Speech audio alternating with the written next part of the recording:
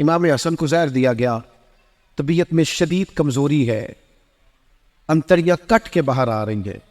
امام حسن بھی شہید ہوئے، انہیں زہر دیا گیا، صحیح بخاری میں موجود ہے۔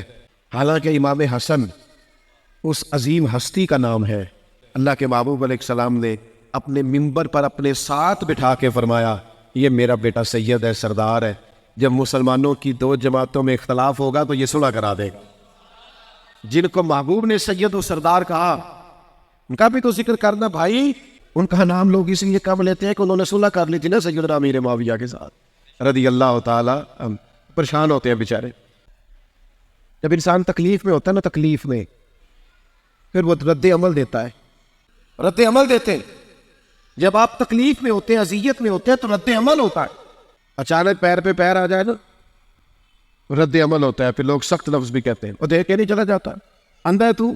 امام حسن کو زہر دیا گیا، وقت شہادت ہے، ماؤں نے باپ نے بہادری سکھانی ہوتی ہے، وہی بزدل کر دیتے، وہ کہتے بیٹا دروازہ بند کرنے بعد لڑائی ہو رہی ہے، ہماری نہیں لڑائی۔ اس کا نقصان یہ ہوتا ہے کہ ظالم مضبوط ہو جاتا ہے۔ اب ماں ہمارے پڑوسی پہ ظلم ہو رہا، کہتے نہیں نہیں نہیں تو نے نہیں جانا، سانوں کی لگے۔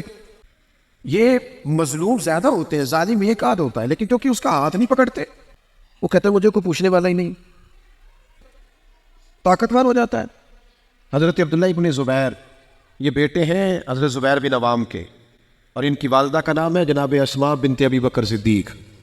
حضرت اسماء جس وقت حضرت عبداللہ ابن زبیر اس فکر کی فوجوں کے خلاف کھڑے ہوئے تو 90 سال سے زیادہ عمر ہو گئی تھی جناب اسماء کی، اور آنکھوں سے نظر نہیں آتا تھا۔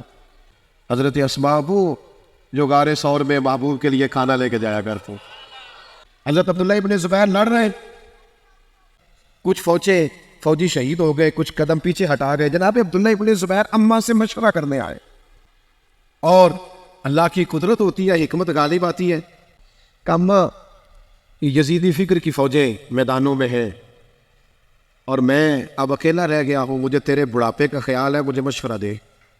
فرمانے لگی پتر سب سے پہلے یہ بتا کہ تو حق پہ ہے کہ نہیں۔ یہ ماں کا مشورہ سنو، 90 سال سے زیادہ عمر، آنکھوں سے نظر نہیں آتا، کہا اماں میں حق پہ ہوں۔ فرمایا بیٹا پھر قدم پیچھے نہ ہٹانا، یہ وہ والے دشمن نہیں جو صرف شہید کر کے چھوڑ دیں، جو لاشوں پر گھوڑے بھی دوڑاتے ہیں، یہ ٹکڑے حصے بکھرے کر دیتے ہیں، یہ ناک کان کاٹ ڈالتے ہیں، آنکھیں نکال دیتے۔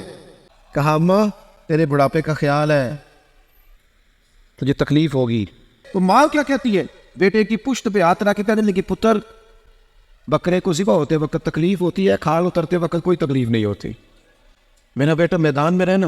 حضرت عبداللہ ابن زبیر گئے، لڑے، شہید ہو گئے، اور کئی دنوں تک مکہ مکرمہ کے چوک میں ان کی لاش مبارک لٹکی رہی، لیکن جو کہ نبی پاک نے کٹی دی تھی، لعاب دہن محبوب کا تھا، جو بھی قریب سے گزرتا تھا دور سے خوشبوئیں استقبال کرتی تھی۔